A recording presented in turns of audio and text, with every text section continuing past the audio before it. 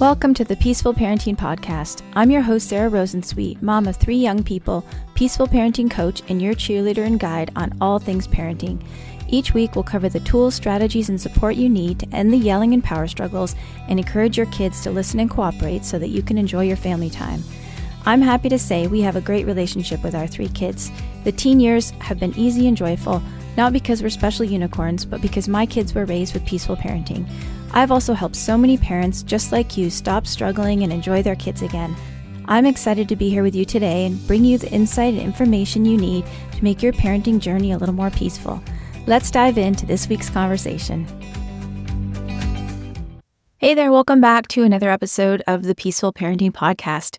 For the month of August, we are re-releasing some of our favorite podcast episodes from the past 3+ years. And we're actually going to give you 2 episodes a week. Today, we are talking about bedtime best practices. This is an episode that I recorded with Corey. And we all know that bedtime can be one of those times that we all dread as parents. So we put together some of our best practices for you and had a great discussion about making bedtime easier or even just feeling better about bedtime. We also put together a cheat sheet that you can go to reimaginepeacefulparenting.com/resources and download that cheat sheet. We have a bunch of other free resources there for you as well. So be sure to check out reimaginepeacefulparenting.com/resources. Okay, let's dive into the episode and make bedtime easier. I saw this funny thing once on Facebook that said it's not fair that the people who want to go to bed have to put to bed the people who don't want to go to bed. And I think that really encompasses that nighttime struggle that a lot of parents have. So I do have a guest today, and that is Corey, who is one of my coaches and a wonderful person. Corey, can you introduce yourself? Hi, I'm Corey, and as Sarah said, I'm one of her coaches. I've been working with Sarah for a while now, for I think it's over 2 years. And I started as a client, and then I've been helping her with a lot of behind-the-scenes things. And this summer, Sarah trained me as one of the coaches. So I'm very excited to be talking to all of you today. Yeah, it's great. People will get a chance to know you too, because it's always an option to work with you as well as working with me. Okay, so we thought that we would start with mindset. Corey and I have been brainstorming for a couple of days about sort of what we wanted to talk about today. Corey, why don't you start with what some of your top mindset tips you think are helpful? You're still in the thick of bedtime. I'm actually in that. I was thinking about this morning. My daughter often tucks me in now. I go to bed. I often go to bed earlier than my kids do. So I'm on the other side. So you're still in the thick of it. Because how old are your kids? So I have Big C, who just turned 7, and then I have Little C, who's 4.5. So we are definitely still in the thick of bedtime. Yeah. Although I want to start by offering hope to everyone, because I have noticed lately that it has gotten a lot easier. So I think that's a very good way to start off mindset, is just reminding yourselves that it will not be hard for you. Yeah. You know, as your kids get older, they do find bedtime easier. So you just have to keep reminding yourselves when you're in the thick of struggling to get them to go to bed, that this is just a temporary time. One day they actually might like going to sleep or tuck you in, like doing with you now. Yeah, I think it's really tough because when we are in the thick of it, it feels like it's going to last forever. I actually have a sweet story that is one of my favorite stories about my kids. You know, Asa, my middle son, he used to, as he was getting older, he could get ready pretty much by himself, but he would get in bed and then he would shout, "Mama, tuck in." And then I would come and tuck him in. And one day I realized it's been a few days since he called me. And it was really sad. I was like, oh my God, like I missed the last tuck-in. Like I didn't even know that it was happening. And so I said to him, he was probably around 10 at the time. I said, "Asa, I think I missed your last tuck-in. I realized you haven't been calling me for tuck-ins anymore."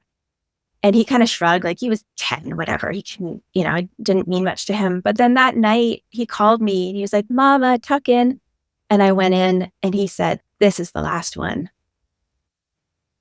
It honestly makes me so Me too. Hearing that. He's such a sweetheart, but it was really like, you don't know, you don't realize while it's happening that it is getting easier. I think talking about this in terms of my son, Big C, would be really helpful too, because with him, sleep has been a journey, and we've gone through all the stages of, it began with, I'd have to, wrestle him to bed. quickly. It was so hard to get him to go to sleep. And then all of a sudden, it was where he would just go to sleep with me laying beside him. And then suddenly he was okay if I was sitting up beside him.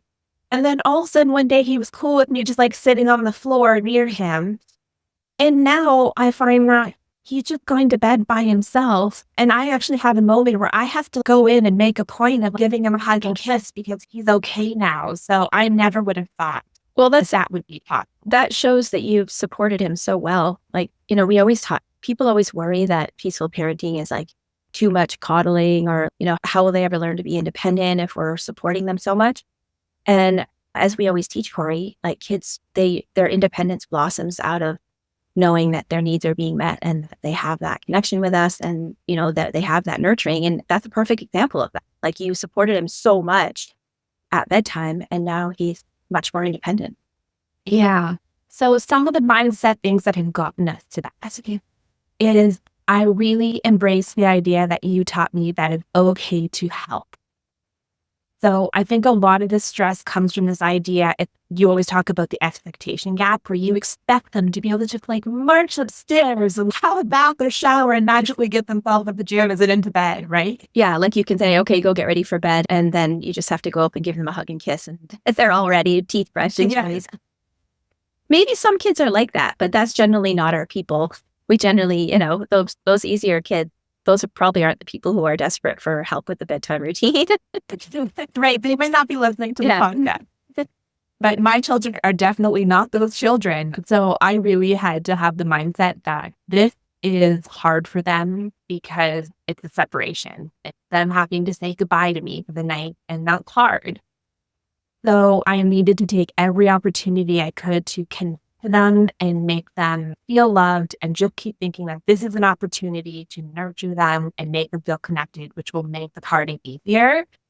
So I think up until very recently, even still sometimes, I fully dress both my children in their pajamas. And we look at each other and we connect deeply to each other. And I just don't even expect them to be able to put on their pajamas themselves. And, now a lot of times both of them will do it themselves. But when they need to, I just do it and I don't worry. It's always easier, I think, in terms of that mindset shift with the expectations. I think just in general, if you expect, okay, this is going to take a long time, it's not going to be like 15 minutes and we're going to be out of there, but you might be pleasantly surprised, but it's always easier if you expect that you're going to have to help a lot, that it is going to take a long time, and then you're not as frustrated, I think. Yeah, absolutely. And just like building it with like a long time, knowing that this is going to go in snail pace, so I really need to get up there early with them. Yeah, for sure. I think you also mentioned, we're going to talk a little bit more about connection and separation, but I think knowing that, as I said in the beginning, they don't want to go to bed, right? Like they experience that as a separation from us. Their agenda is not our agenda. They'd much rather just stay up all night, keep playing, being with us. And so just knowing that it's hard for them, and that I think that helps us a lot too, just having that empathy. And I know something that we need to talk about too is the big thing that helped me with my mindset is that I have to do things that make me in a good place before even attempting bedtime. Yeah, mention what are some of the things that you do to kind of set yourself up to be in a better space?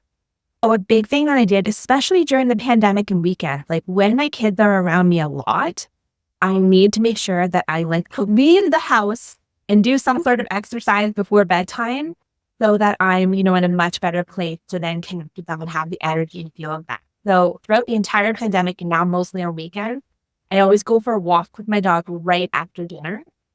So that, it's just like a 30-minute power walk. And then I come in the door and I feel much more prepared to get through the whole bedtime routine. Nice. The other thing that I do is I always have a hot drink for myself. So what the drink is depends on how much I'm dreading bedtime that night. So often I'll have a tea, but over the holidays, we were dealing with a lot of sickness and we were all together a lot. So I had hot chocolate like every night during bedtime routine, and I had it in my travel bag so it stayed hot for like however long the whole process. Nice. So you're doing some self-care, so that you have higher resources or more resources at your disposal.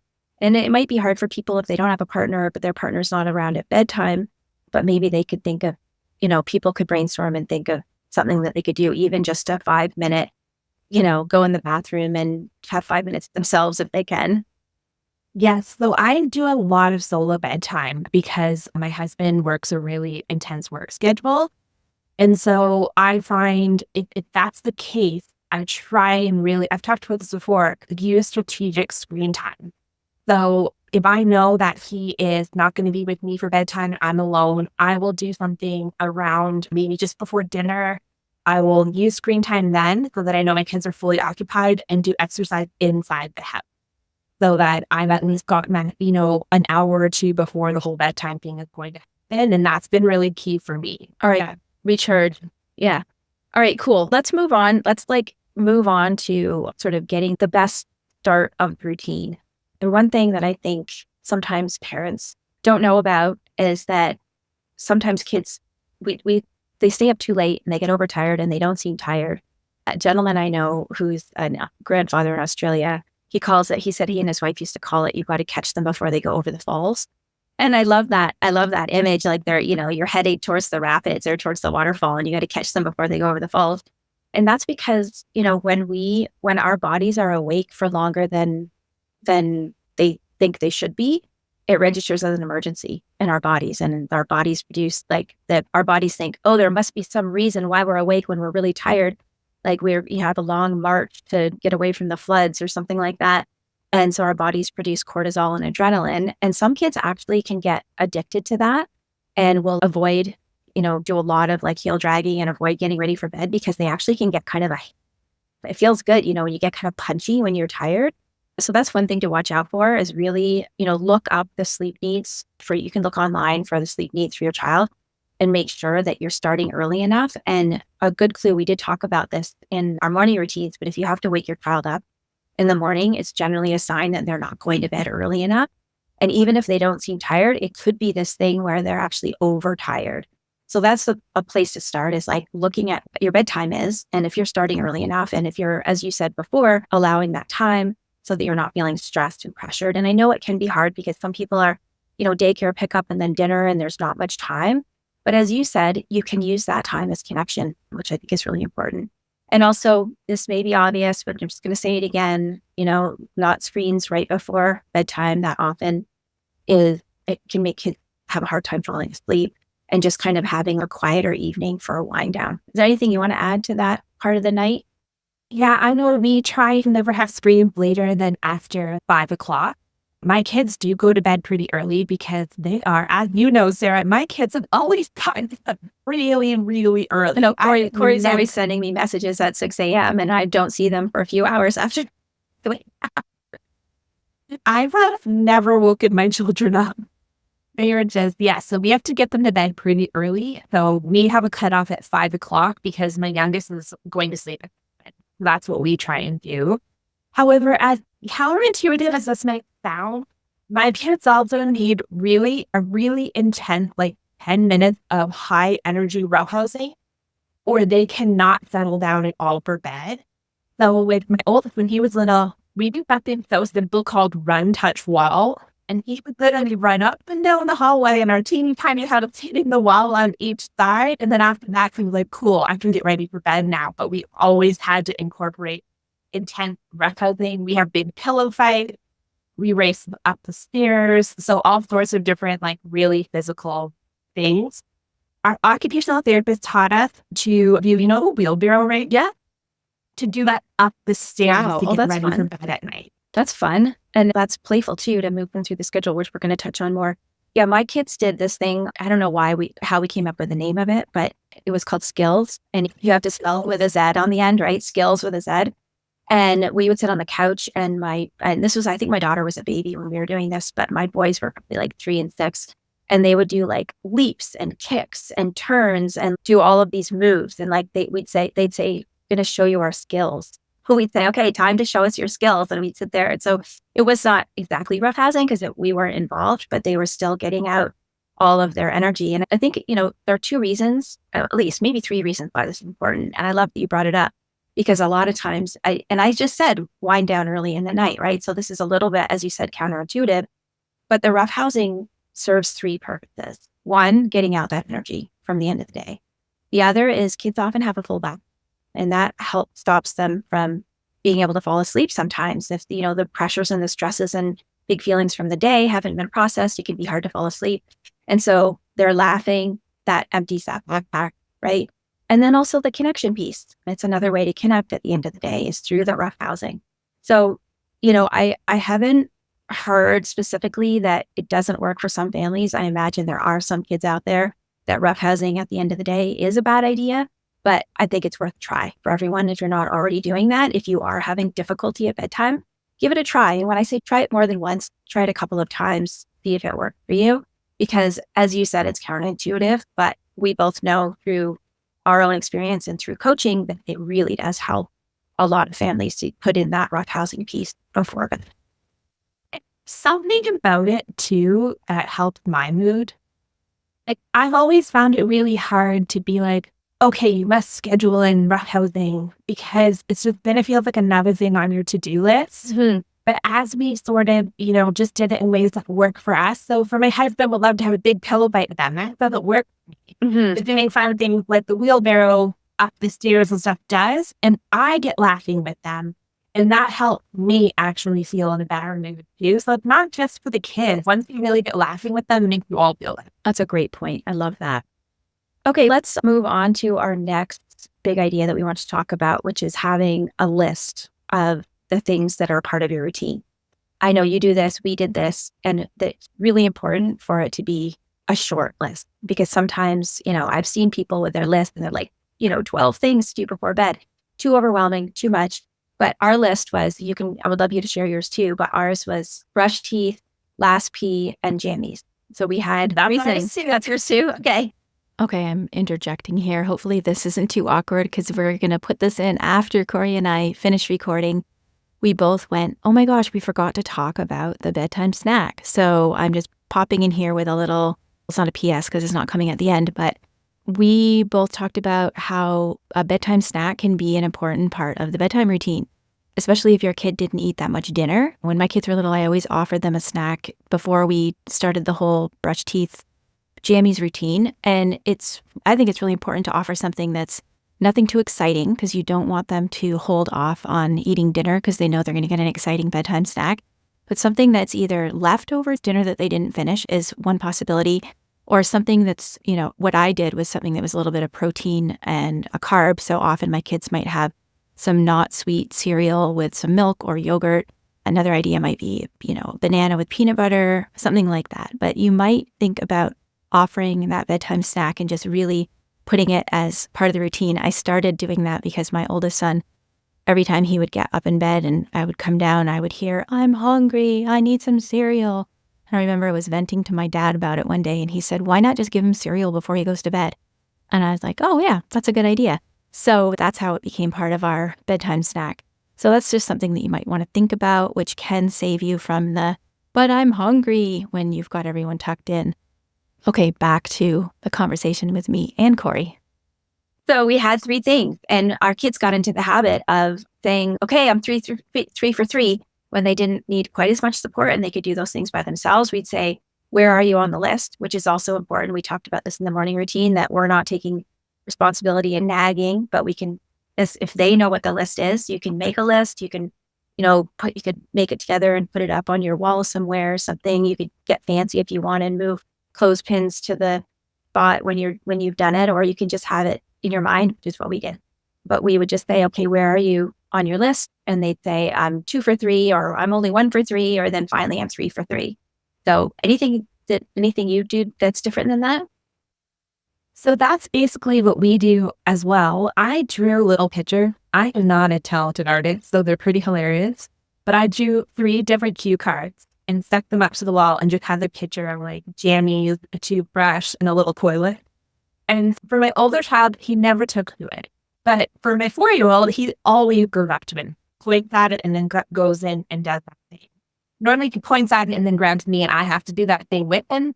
But like he does love looking at it. So that's like where I like the idea of you have to try different things for different kids, which might not work. Yeah, totally. One thing you and I talked about before too, which comes up a lot in coaching, is a lot of people have this idea of there's this North American bedtime routine that includes a bath. And a lot of people are like struggling to get the bath in every day, even if, their kids, maybe they don't have time, or maybe their kids are like, I don't want to take a bath. Take this as your permission slip. You do not have to give your child a bath every day. If it's summer and they've got like sand and sunscreen and, sweat, okay, maybe a bath every day might be necessary. But at least here in the winter, when they're not, super active, it's actually probably better for their skin, now that I think about it, not to have a bath every day. We used to do what we called cracks and crevices, where we would take a washcloth and like just, do armpits and toes and bum, kind of in that order with a washcloth. So you really don't have to have a bath every day. And especially for our listeners out there who have neurodivergent children, I mean, baths. Like the bath is actually what really clued us into starting to learn about my son being neurodivergent, because it was like torture to him. And so we couldn't fathom the idea of having to do this every night. It just set everyone on edge. So we only do it twice a week, mostly. Like you said, unless we did Wednesday and Sunday. I had to make the days for myself so I wouldn't forget. So we Wednesday and Sunday bath. Otherwise, we'd be like, we need to make sure it's done. Totally. Yeah, so we definitely have to have 2 days. And the one thing we learned too on Sundays is sometimes we'll do it earlier in the day. Like we might even do it, in the middle of the day, because we really need to limit the amount of transition. If there's too many transitions during bedtime, that's when, especially my older child, just shuts down. He just can't deal. It was like constantly. And when you think about it back, that's so many transitions. You have to get out of clothes and into water, and then all these things happening in the water. So, and it's a lot of sensory giving. It's a sensory overload too, right? Yeah. Yeah. I think it's in the book, Raising Your Spirited Child. She talks about how also for spirited kids, whether they're neurodivergent or not, it can be too much stimulation at bedtime. So she suggests taking a bath at a different time of the day if it's too much for your child to do it at bedtime. And then also there's not a rush, because I remember actually as a child not wanting to get into the bath and then not wanting to get out. And that was the same for my kids. Like they didn't want to get in, but then they didn't want to get out. So if you do it at a different time of the day, they can play in there for a lot longer. Yes, that's definitely what we found too. This came up the other day in our membership. I don't know if you were on that office hours or not, but someone was wondering, they were struggling at bedtime and they were saying, I don't know what to do because I feel like I can't say if there's not enough time, if we don't get going, we're not going to have time for stories. And I was like, wait, why can't you say that? And she said, well, isn't that a threat? Aren't we not supposed to use threats? And so I wanted to talk about that briefly, because it is okay to say, if we don't get moving, we are not going to have time to read 3 stories, or we'll only have time to read 1 story, or we might not have time for any stories at all. And that's just reality of life. Kids do need to learn that there are, I was going to say consequences, and I don't mean consequences as punishment, but if you don't do certain things in a certain amount of time, then you don't have time for other things. And that's just the reality of life. And I think what doesn't make that a threat is if it's our frame of mind when we say it, right? If we're angry and frustrated and, if you don't get ready right now, no stories, that's definitely a threat. And that's like using fear to motivate. But if we're, relatively regulated and we're just like looking at our watch, okay, really it is time to get going. And the reality of the situation is if we don't hurry up, we're not going to have time for stories. That's not a threat. Yeah, that's so true. And I think it's important to say that, because I have to check that with myself all the time. I have to really take a deep breath and then say that statement and really make sure I'm saying it from a place of, we really have legitimate ground. Mm-hmm. And it's so easy to have that tone be off it. Totally. Yeah. So that's what we always want to check, right? Whether it's a limit or a consequence, is our tone and our intent. Is our tone kind and compassionate? Is our intent just to, set the limit, or is our intent to scare them or make them feel bad? So that's just a good thing to check in with yourself. If you do find yourself saying, if you don't get ready right now, we're not going to have time for X, Y, Z. Yeah. I think just consider that, it's okay. Consider the permission slip, another one. It's okay to say that that's just the reality of life. We have time constraint. The last thing I want to say about the list is, I remember you saying this one. I think it was in one of your free workshops, and I've stolen it. And it's my favorite thing to say is, we need to make the bedroom beddable. Yes. Is that how you put it? Yeah. So beddable, I love that you brought that up. I totally forgot about that. That just meant like a minimum level of tidying up so that there was a path from the bed to the door. in case anyone had to get up in the night or we had to go to them. My kids were Lego fanatics. So my husband and I did not want to be stepping on Lego in the middle of the night. So part of our night routine was we have to make the room bettable. And literally it just meant clearing a path. Like it wasn't like a big cleanup, but is it bettable? And okay, it's bettable. That's part of the nighttime routine. Our family is also Lego fanatics. And yes, we always do this. And this is something I do for my children because I know by the time we get to that point, they do not have the capacity to clean up. While we're all in the room, my husband and I just start kind of clearing that top, moving the Lego over to make sure that no one's getting a foot fur on the way from the bed. Yeah. Oh, it's really fun talking about this because it's just, as I said, my youngest is 15 and it's been a long time since I've been doing these nighttime routines and I can look back at it fondly now. Yeah. Okay. So one thing that we touched on a little bit, but let's talk about it more. And I love all of your ideas around this. I think this is one of your strengths as a parent is using play to move through the schedule. We talk about that a lot, finding win solutions, just, in general in peaceful parenting, especially I think at times when our kids we're not on the same page, we don't have the same agenda. Play can be just such a great way to get cooperation. So what are some of the things that you do to use play to move through the nighttime schedule? So this is my absolute favorite part of parenting. You're like a drama person, right? So like some of us don't compare yourself to Corey, but take some cues from her, but don't feel bad if you're not as good at this as Corey is. I know I love it. I'm going to make them easy for you. So I'm going to say the two versions of this. There's the Corey dramatic version, and then there's my husband who's an engineer version. Okay. We've each found our own way to do this. So my husband started something when we were downstairs, and this is something he always does with the kids. I don't know where he got this, but one day he just yelled at everyone, "The last one upstairs is a rotten egg."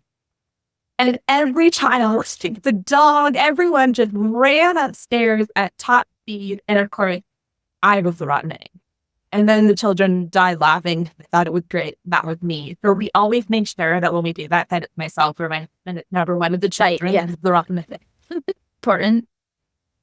So that worked for him. It doesn't have to do anything fancy or really dramatic, but I am a drama person and I love getting into like characters and doing pretend play with my children. So I often do stuff like I'll pretend to be a bus driver on the way up the stairs. I'm a dental hygienist when I'm brushing their teeth. I do different voices. Like the whole thing can get very silly. I'm actually not great at doing this when my husband is around. I'm best when it's just me and the children and I can really no audience. Yeah. That's awesome. That's a big thing. Yeah. And so you can use your kids' interests. One of my kids was really into monkeys. So anything having to do with monkeys, you could get them on board to play. And so whatever they're interested, if they're interested in Paw Patrol, I don't know the characters, or Bluey or whatever, you can pretend to be the characters from their favorite show or their favorite, theme. I know one client I had, their kid loved construction vehicles. So they pretended, what kind of construction vehicle are you going up the stairs? And like, how would a digger go up the stairs? Or how would a, steamroller or whatever the things were? So just really using your kids' interests to inject some play into that nighttime routine. I know the teeth brushing thing, we had a story that I would tell, and I would only tell this one story when they were getting their teeth brushed. They would always ask me for it at other times of the day. And I was like, nope, got to wait until we brush teeth. And it was about Mr. Dirt. And I don't know how I thought of this, but like probably from the Mr. Man books, but Mr. Dirt would find his way into their mouth during the day. And then when I was brushing their teeth, we had to brush out Mr. Dirt. And Mr. Dirt would always hop out. We'd brush him out. He'd hop out. Maybe he'd hide in their backpack. And then when they went to school and they opened up their backpack, Mr. Dirt would hop back into their mouth. And there would be all these adventures of Mr. Dirt and what he did when he was out of their mouth and then how he got back in. I was visiting my sister in June and she has a 5-year-old and I was brushing her teeth and I said, I'll tell you the Mr. Dirt story, but it kind of freaked her out. Yeah, like without the context, I guess she was like, wait, what? There's like a guy that goes in my mouth during the day. I'm like, no, it's just she was a little, I don't know about this, find something that works for your kids, but I do recommend that's something you do only at bedtime, have some sort of ritual like that. And something that really worked for my husband because he's not going to pretend to be a dental hygienist. That's just not for him. But we'd take a little visual timer and we'd we figured out what was a reasonable amount of time. So when they were really little, it was like 8 minutes. Now it could be like 5 or 4 minutes. And let's race to beat the timer. So it's not about you don't get anything if we're not done or any sort of threat. It's just, he's the timer. Let's race and we'll get through everything as fast as possible. And like they're running to get their jammies on and they're brushing their teeth. And so that was something that was playful, but it didn't involve any sort of acting imagination. And also you could do something like put on a song. Each person chooses, maybe you've got 2 songs to make it long enough. Each person chooses a song and you put those on and, dance your way through the routine or try to do it before the song ends. Another idea with racing is, maybe one parent's doing the dishes and the kids are getting ready for bed. You could say, can we beat dad? Dad's doing the dishes. Let's see if we can beat dad and get ready for bed before he finishes the dishes. I don't ever recommend that you have the kids race each other because that can set up a sibling rivalry dynamic or worsen the relationship. But if you can set up something where kids are working together to beat you or, maybe you're getting ready for bed too, and let's see who can get ready for bed first. So that's a fun way to do it. Also having that race against the clock, as you mentioned. And going back to the dance party, that is my single best recommendation for parents who are doing bedtime by themselves. That is my favorite way when I'm alone. I bring a little portable speaker and I put on a song that we all love and we all just dance and go through the schedule, and it keeps everybody happy. And it also makes me feel like, I don't know, like I'm having fun instead of just being alone with this job that can be really. Yeah, totally. Again, to the mindset thing, right? Trying to find ways to make it fun for ourselves when it is something that's hard and we have to do it every darn day. Okay, let's talk about the separation piece. That's something we've touched on a couple of times. I know my mentor, Dr. Laura Markham, says kids experience bedtime like being sent to Siberia. That always stuck with me, but I think that's true, right? That's true for a lot of kids. Like they just want to be with us. A couple of ideas. Gordon Neufeld talked about bridging the separation. We've talked about that at drop-off times. And it's really just any time you're going to be away from your child rather than focusing on the time that you're away. So for example, for drop-off, when you're dropping your kid off at school, rather than saying, oh, but you're going to have so much fun playing at the sand table today with your friend, you focus on when you're going to be together again. So for morning times, that might look like when I pick you up today at 4, we're going to do X, Y, Z. So for nighttime, you might want to focus on what you're going to do in the morning, right? So the next when we're going to be together again in the morning, I'll wake you up with a snuggle, or we'll read a story before you get out of bed, or whatever is something you do in the morning that's connecting. So really just remembering that we want to try and bridge that separation for them for when they're going to be together again. There are also some other ways that you can do this. There's a fantastic infographic that Deborah McNamara put together.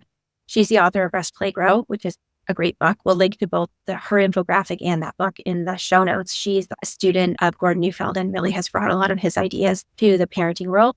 But she has this beautiful infographic. And I know I saw it ages ago and early enough to use it in some of my nighttime stuff with Maxine, with my daughter. And one thing that I used to do when she didn't want me to go, so we're talking about bridging the separation, helping them feel connected even when we're away, is I would take off the shirt that I was wearing and give it to her so that she could sleep with it. And so she would have my smell.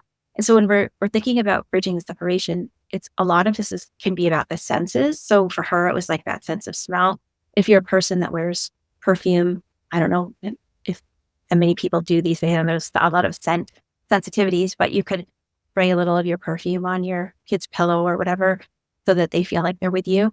One thing we also did when Maxine was younger was and she thought of this herself actually, she would like me to make noise while she was falling asleep so she could still hear me. So she would know I was still there. So she often would ask me to put on the radio in the kitchen while I was doing the dishes, or she would hear the dishes. And then I would say to her, when she was having a hard time with me leaving, I'd say, you'll be able to hear me downstairs doing the dishes, or you'll be able to hear the radio, or you'll hear me and Daddy talking.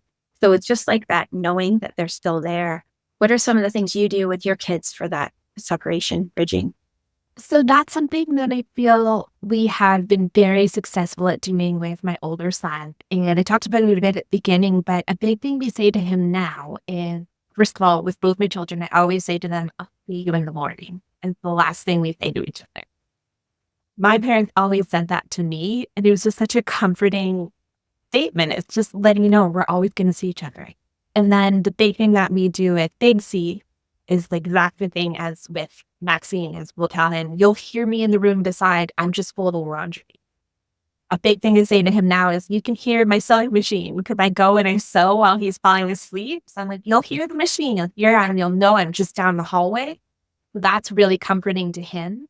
With my 4-year-old, he's still at the stage where I lay in bed with him, and if he needs to fall asleep, on me. And he just needs to feel that I'm there with him while he falls asleep. And I always tell him, I will leave when you fall asleep, but if you need me, you can always come get me. So we got him this little dinosaur. And how it works is if you tap its head, it turns on to a light. And we set up his old crib mattress on the ground in my bedroom with a little blanket and everything. And we let him know, your plan is if you wake up and you miss that, you turn on your little dinosaur, you can walk down the hall and you can get into that little bed.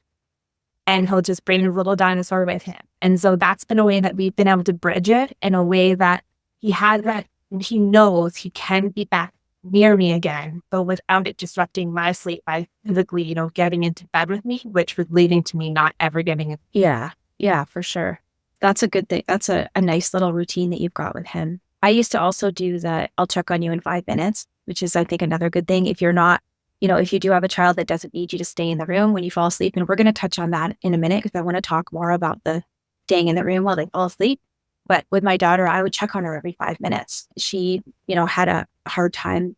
Out of all my kids, she was the hardest at the time. She really, that connection piece, she really did not want to be separated from me. And as I said, she tucks me in now. So there is hope for everyone.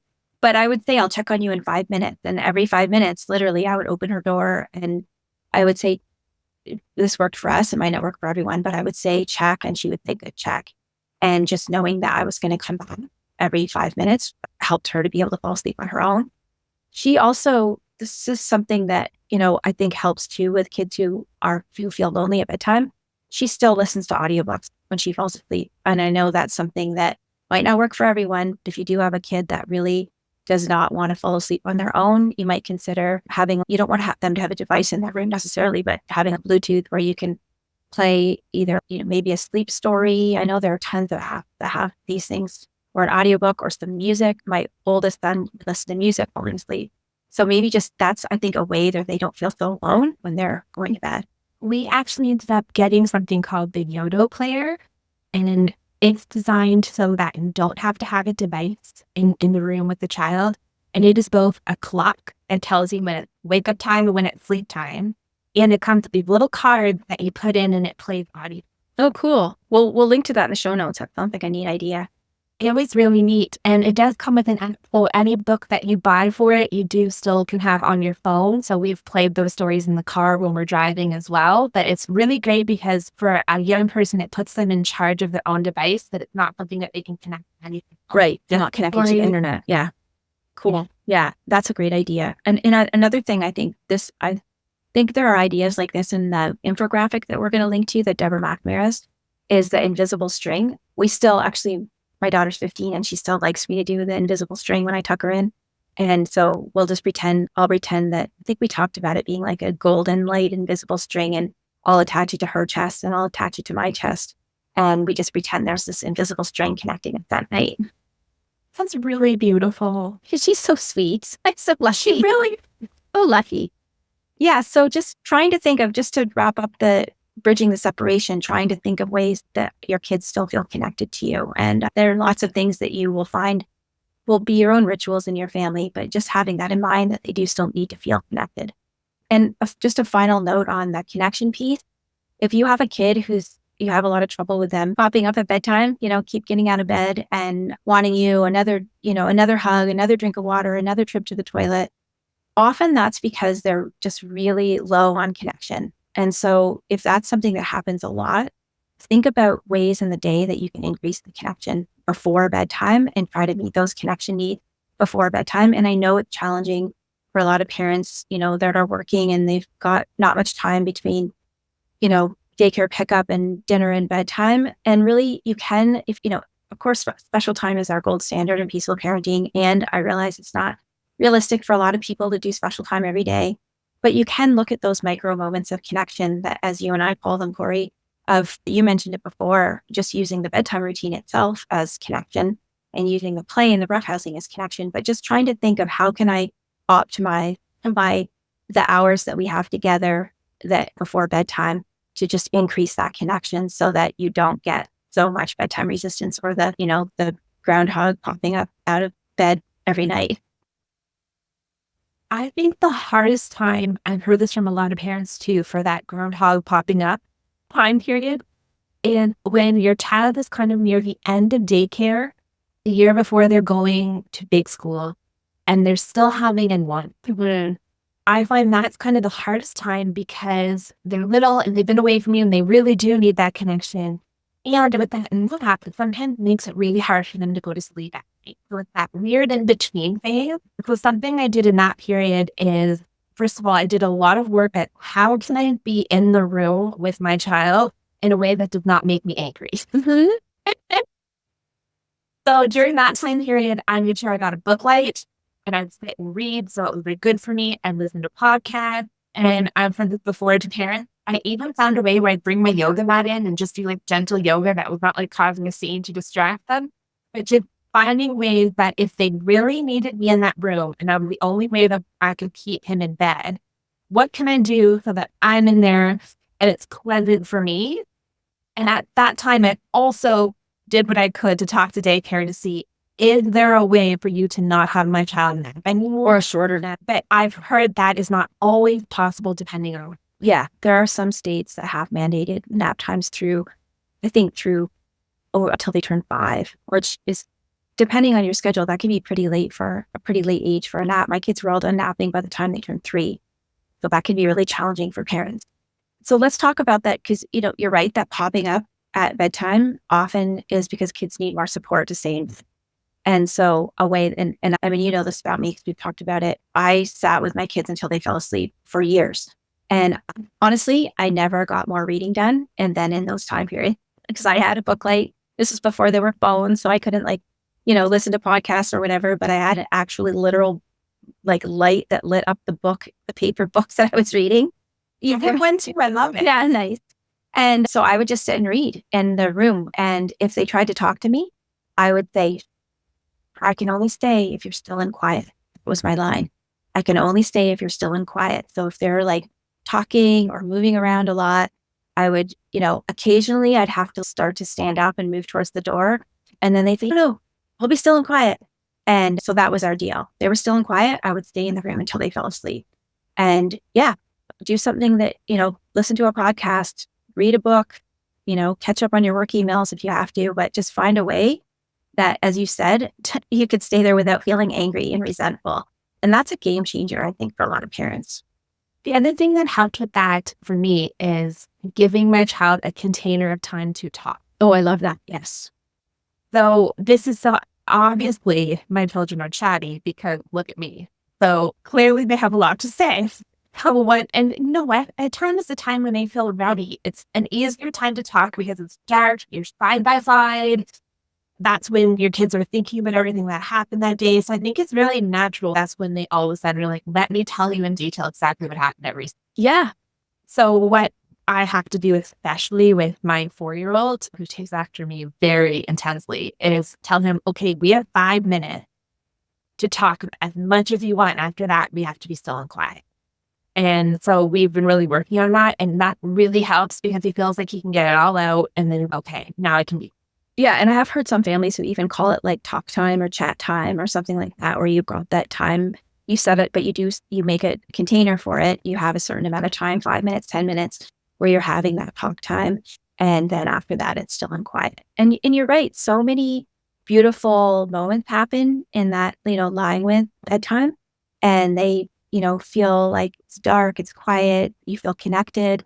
And that is a really special time of the day. And, another thing I wanted to say in this podcast that we're talking about today is I hear a lot of parents who guiltily say, I'm still lying with my child to fall asleep. And there's nothing to feel bad about that. If it's working for you and it's working for your child, it's lovely. And there's nothing wrong with lying with your child until they fall asleep. As we mentioned at the beginning, you're setting them up for independence by meeting their needs for connection when they're younger. And if you like it and they like it, that's great. And, even if they're older and you still want to lie with them while they're falling asleep, if it worked for you, that's wonderful. I read in our Facebook group once a mother that had teenagers being like, I'm still able to do this with my children. And of course, it looks very different than when they were little, but this is what has made the teen years easy because we have this time when we both feel safe to talk about really important and tough things. So instead of looking at this as bad habit, you're looking at this as nurturing a relationship and giving yourselves an assigned time each day where you can really get through all the things you need to talk about. Love that. Yeah. And I also think that sometimes if you have a kid who's super chatty and you're gone past your, 5 or 10 minutes, telling them, I'll answer that in the morning. Like sometimes you'll get the question or I really have to tell you something. We can talk about that in the morning. Time to go to sleep. And sometimes they'll say they'll forget, but I'm going to forget. And so you could offer to write it down or make a note in your phone or whatever about what it is that they wanted to tell you about. That happened to me last night. It's always when we're coming to the end talk time, where before you're kid, exactly how quick Sam went. They always come up with the most hilarious things that they think of that they want to talk about. So funny. One thing I wanted to note about the lying, staying with kids while they fall asleep is sometimes it can contribute to night waking. You've probably heard this before, but we have sleep associations where if our association is I fall asleep with mom or dad lying next to me, it can be hard when they wake up in the middle of the night and they don't know how to put themselves back to sleep yet, like when they're littler. But that actually is a skill. And I think a lot of don't realize how many times we wake up in the night and put ourselves back to sleep. If that is the case, if you're staying with your child while they fall asleep and you do notice there's some night wakings, you might experiment with just leaving when they're really sleepy and not so that they're conscious that you're leaving them when they're awake. And you can still do that. I'll check on you and all of the other things that we've talked about. But if you are having those night wakings, maybe to consider leaving when they're not quite asleep. And then the other thing is with the night wakings, and I went over this in detail in episode 65, which was a coaching call with Liz, where I talked about coaching your child to put themselves back to sleep at night. So that was something I did with my kids, which was basically like when you wake up in the night and, you look around and it's still dark and it's time to go back to sleep, take your blanket, pull it up over your shoulders, grab your stuffy and roll over and go back to sleep. And I would remind them of that when I would leave them and say, okay, what are you going to do if you wake up in the night? And they would say, roll back to sleep. That's how it got shortened to, pull up your blanket, roll over and go back to sleep. So that's also something that you can do, if you do have a child that wakes up in the night. And I love what you said, Corey, though, about having that bed on the floor where if they do wake up and they need you, and I would even add to what you said about, pretend you're a little bunny and come in so quietly or a little mouse and you surprise me, make that, I'll be surprised when I wake up in the morning and I see you there so that to encourage them to come in quietly. Yeah, that's such a good idea. I think that comes back to the idea is we think that whatever is happening right now is going to happen forever. And just knowing that anything with sleep, you can always change.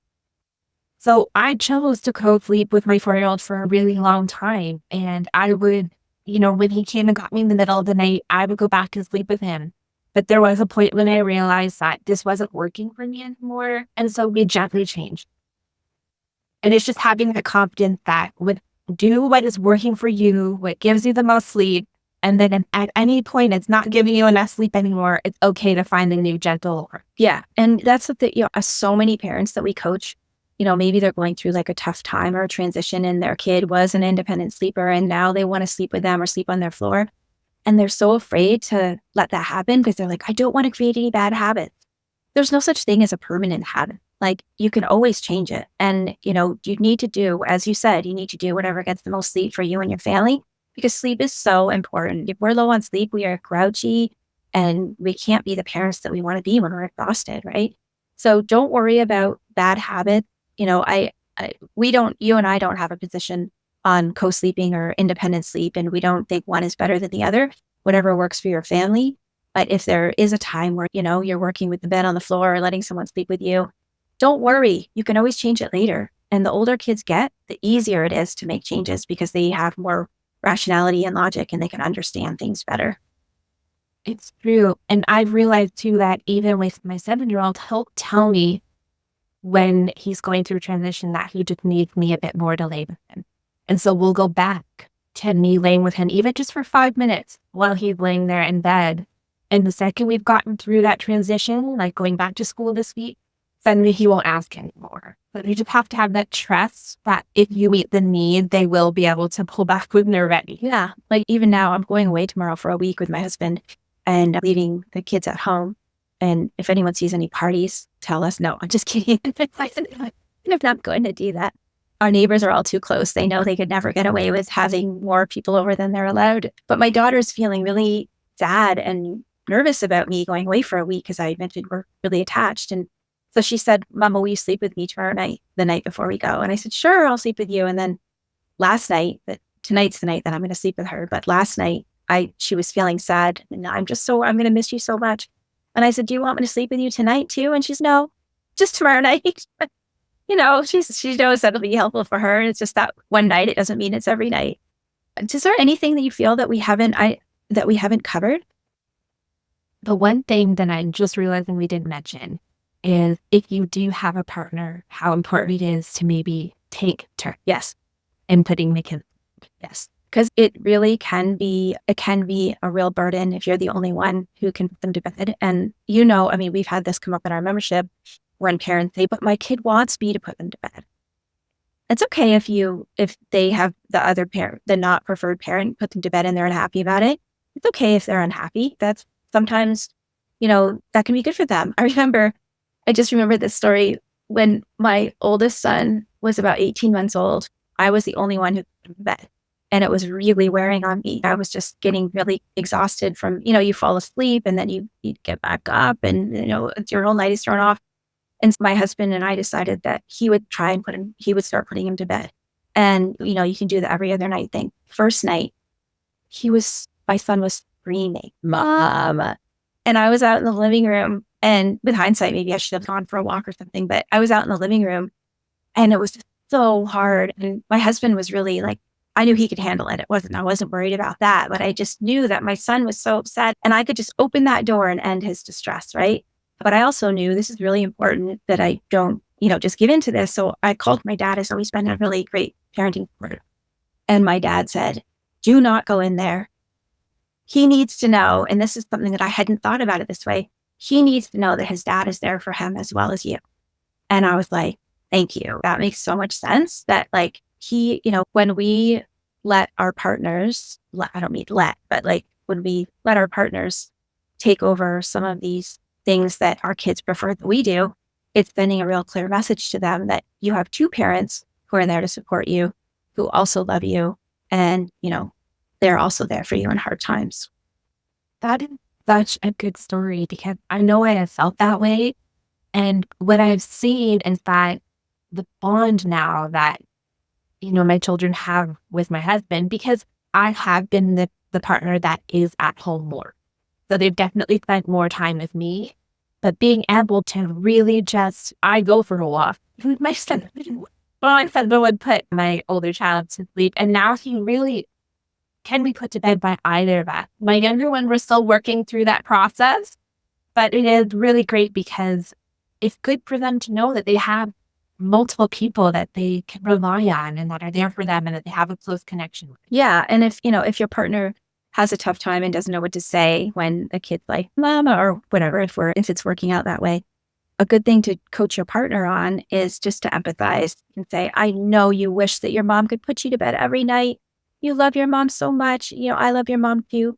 And I'm here for you. I'm your dad. If we're talking about a heterosexual couple, I'm your dad and I love you and I'm here for you also. I'm going to put you to bed tonight. Mommy will put you to bed tomorrow night.